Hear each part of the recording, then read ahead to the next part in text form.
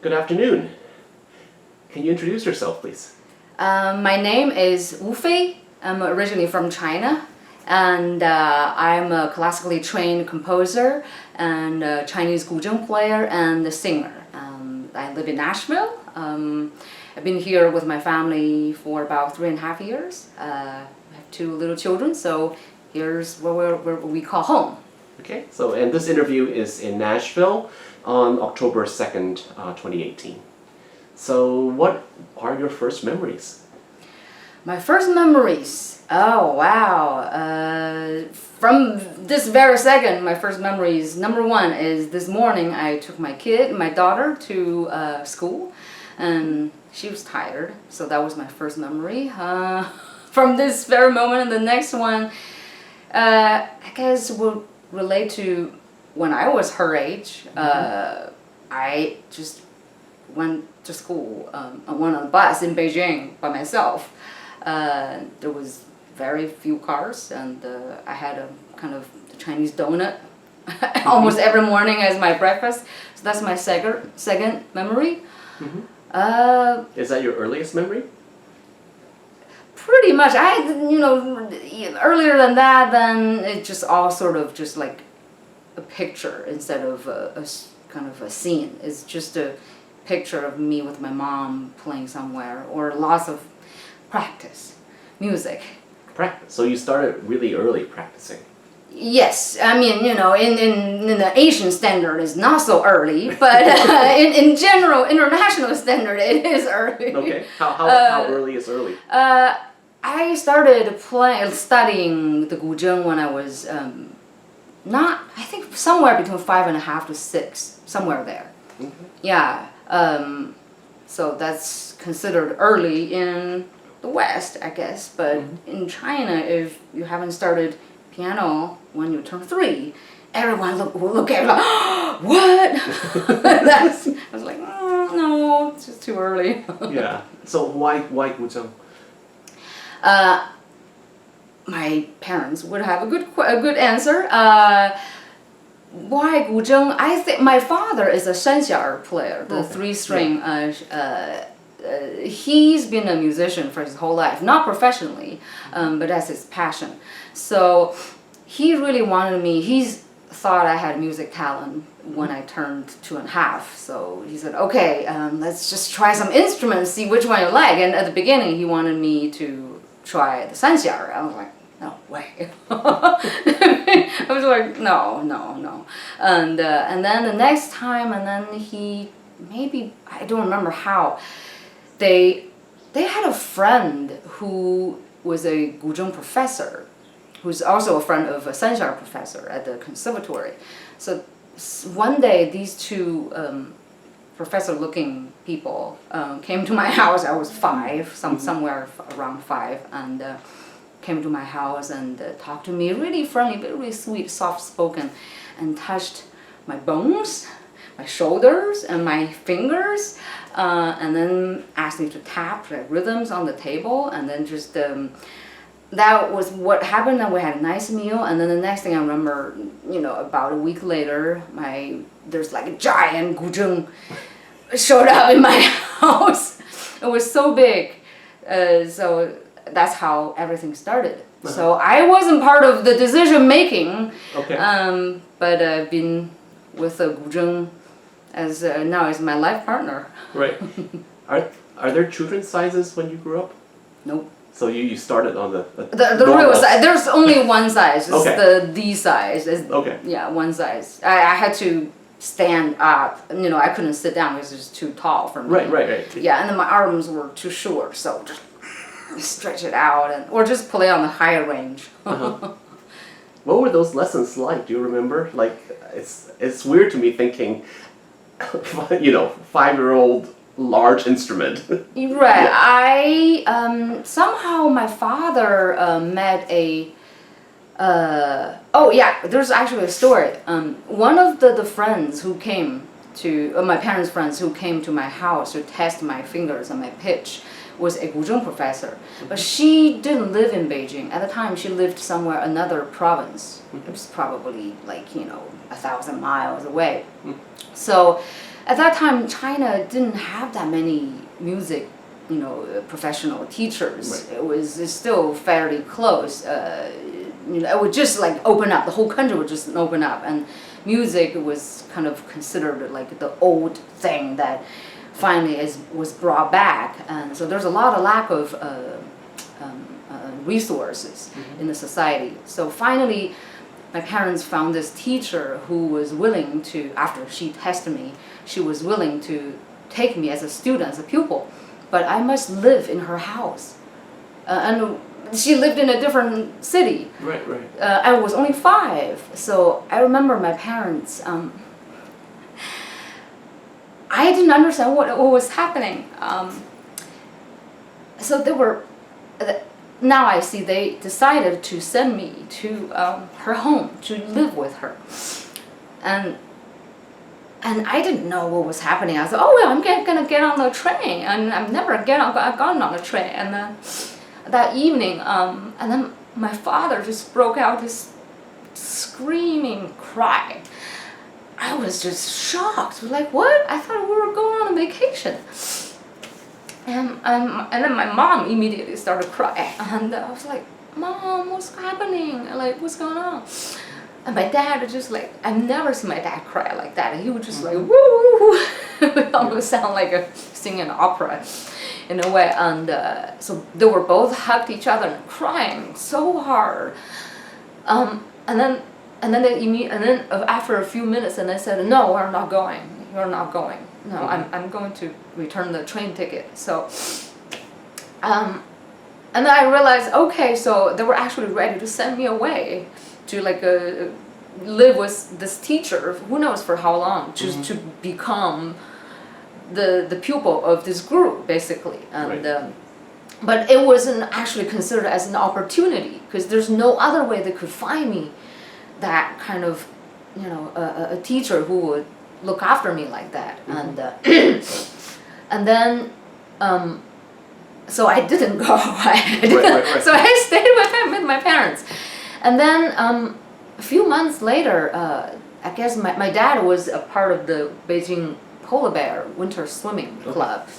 And he met a professor actually from the swimming club. So, and she's a Guzheng master, Guzheng professor at China Conservatory. Just somehow they had this hobby, and then they met. And then my dad asked her. She said, "Oh yeah, take her to my house." So, after that instance, but we couldn't afford any tuition because we didn't have money. I mean, it just, how do we do this? And then she also saw my music talent. She said, okay, how about this? I don't charge you anything, but you come to my house. 'Cause she's quite a high up, and she had a very big loft. At that time in China, it's like, wow. We all lived in one room like this size, but she had like 5-bedroom loft and her own driver and stuff. So she said, how about you come to my house, my parents, to help cleaning the house as a trade, and I would teach her for free. So that was how I started learning. And so then one after another, and then after about a year, basically my professor said at that time that your daughter truly has a real talent, and I want to help you to advance, pursuing much more advancing than just kind of playing as a hobby. So that's just went on to the next levels. Right. Yeah.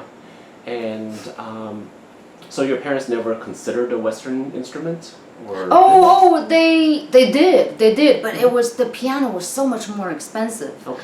And so much more expensive, and you couldn't even find any. I mean, it was in the early mid 80s in China. It was just everyone was making maybe $20 a month. A piano would cost what, $1,000. Yeah. So they just couldn't even imagine, but they knew they would love to. And then when I was after 2 or 3 years of playing guzheng, my guzheng teacher recommended me to start ear training at the Conservatory Weekend School, music theory, because she was really implementing the steps of putting me on the professional path. So I needed to study those things at age of 9. So I started. So I must have a piano. and then by then my mom, both of my parents, I think their work job situation, they made some more money, and then China was more opening up, more business. So and there was a music kindergarten school that was next door from my old house, and I think they kind of fell apart, so they had a bunch discounted pianos. And my mom said, oh, okay, I want one. So my mom basically sold a bunch of her, not stocks, but something that's like you can buy from the government bond, and then sold it, and then borrowed some money, and then bought a piano, discounted piano. That's when I started the piano. And so that was just, I think I was 9-ish. Okay. Yeah. Do you have any memories of these early lessons you took? Oh, yeah. Oh, wow. Good and bad. Good is when I, really nailed it, and then the teacher, oh, yeah. But Chinese teachers, but especially when even now, back then, whoa, they thought it's their duty to wham. If you don't play well, don't practice, they would just criticize you right on the spot. It's like, you are losing my reputation by practicing this poorly. Wham! And don't come back if the next time you play like this.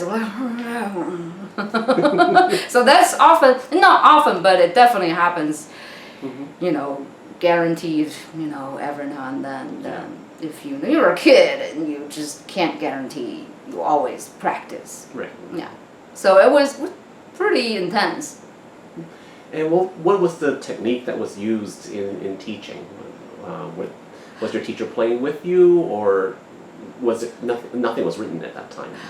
No, there was all written music. Oh, okay. Yeah, even the guzheng music, it was all scored in either Western notation or the numbering system. They were all scored in score. One type, the score was sort of kind of arbitrary. My teacher told me that now I'm learning, he's teaching me. Now I moved to a different teacher, and then he inherited the Hakka style of the entire guzheng performing world, and so he wanted me to inherit his style, his school. So the how you do it is that the score is just a frame, and every time you play, it's not supposed to play the same time as last time, because today is a different you. So you gotta change everything a little bit. So follow that principle, and but as long as your rhythm is good, this is right, the counting. So there was definitely score, and then piano, of course, was score. Yeah, just not so much of learning orally, not at all, actually. Okay. Yeah. So, what was the repertoire like?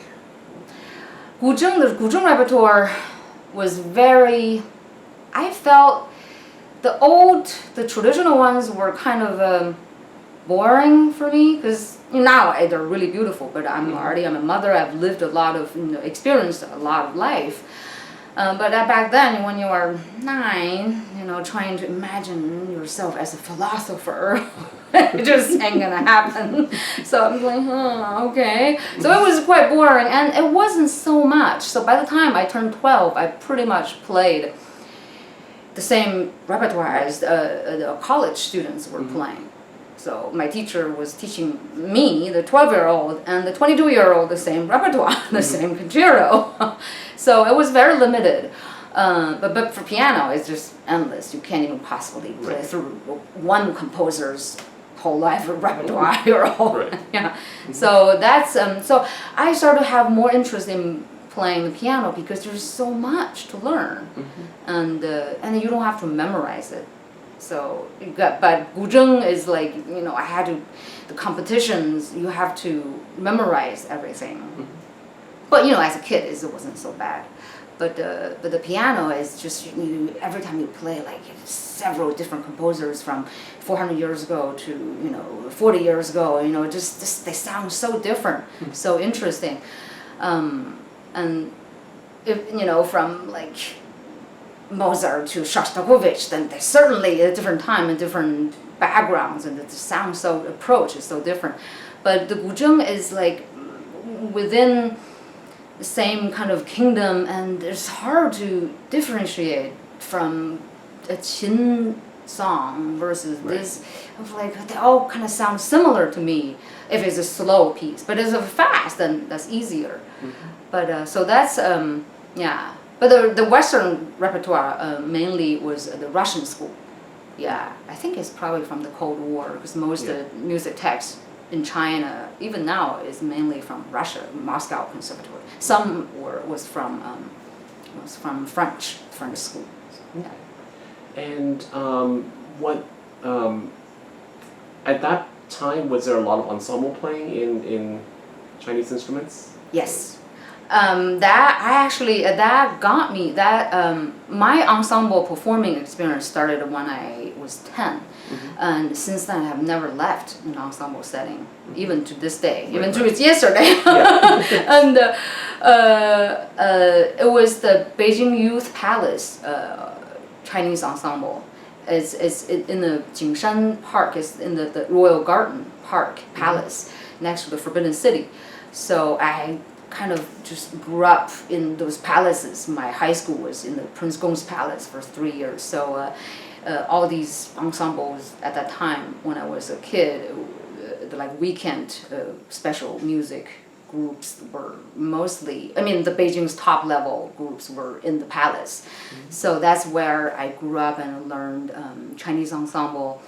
And then the next door, the big palace had the Beijing Youth Palace Western Symphony Orchestra practicing. So you just hear. So that's how I grew up. And then the next palace had the choral, grand choral. It was So that's I was sort of a member of all of them. So after I rehearsed this piece and boom, and I get dragged to the other room to do that repertoire for the next competition. So it was in the one big square thing. Yeah. So what do you do other than music as a child? Oh, study. I presume you went to class, but Yeah, studying. Well, the thing is, because the music talent, I got into Beijing's top middle schools without entrance exam because I was the top music talent. So part of the deal, now I realize the deal, was that I will be the school's symphony member to compete, representing the school, to compete at all the extra curriculum, the extra activities to get the school trophies, basically. So I didn't realize that at the time. Because I had been in ensembles, orchestra, bands since I was 10. So by the time when you were 13, you're like, well, nothing's really changing, and that's just what I do. But it was actually. I'm sure my teachers probably got a nice promotion because all those trophies, all us music kids won for the school. Right. And so not so much really. It's just pretty intense. Yeah. In the Chinese education, it's already intense, and I probably experienced the top intensity among the intensity. So I don't recall having. And like maybe one field trip per semester, that sort of thing. And family holidays. Well, my family is from Beijing. Everyone lived in Beijing, so it's not like we need to travel to a different city to see anyone. Right. So it was just from the second ring road to the third ring road and that sort of a thing. So I didn't even leave Beijing until I turned 14 to Dalian, to a different city. And just very few. Even that trip, my mom said, "Okay, Faye, come over here and hold this pen and pencil and this paper and sit on the beach. And now I take a photo. Pretend you're composing." And I was like, oh, that's how I even during my vacation I got to pose to. My mom, I love her, but now I look back, so no wonder I felt so awkward. No wonder I look so angry in those pictures. So that's my youth. Okay.